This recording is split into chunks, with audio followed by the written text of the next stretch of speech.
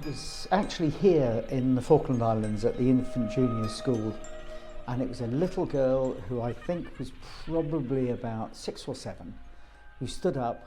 She said, "How did you feel the first time you stepped into a minefield?"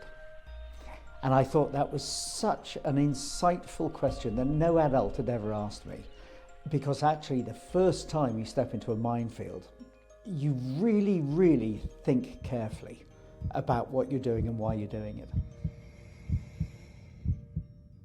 The first time that you mess around with a device, and you go to defuse it, you are very much more wary of it. What's going through your mind is, how do I de-risk it? Well, you're not going to push your hand down on the top because you know roughly how it functions. You're actually going to treat it with respect. By the same token, you're not all wobbly about it. You're being considerate of something that can do you great harm in the same way as you go to wire a plug or a socket in a house. Same game. A minefield's been cleared. So what that means is that you've dug lanes, you've removed mines, and you think there are no more mines to be found in a wider area.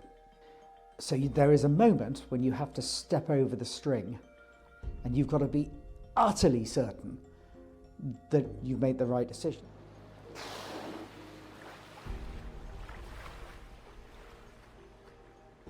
So you've been doing all of that analysis with a team of others, but it's literally the first time you put your foot onto that ground thinking, is my decision making right, or is this going to be painful?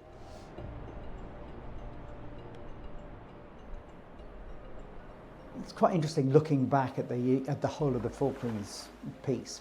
During that last summer, we were clearing that big central strip in York Bay. We got lots and lots of people coming down to visit.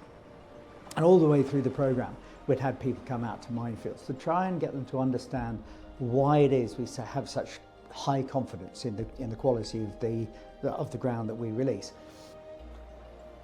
And I had a number of people, sort of older people in the 60s, who got really emotional turning up on the beach saying, this is where my dad taught me to drive, and I never ever thought I'd come back on here again.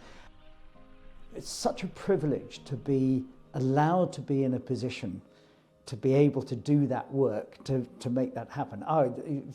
Top thing, really, it makes you feel good.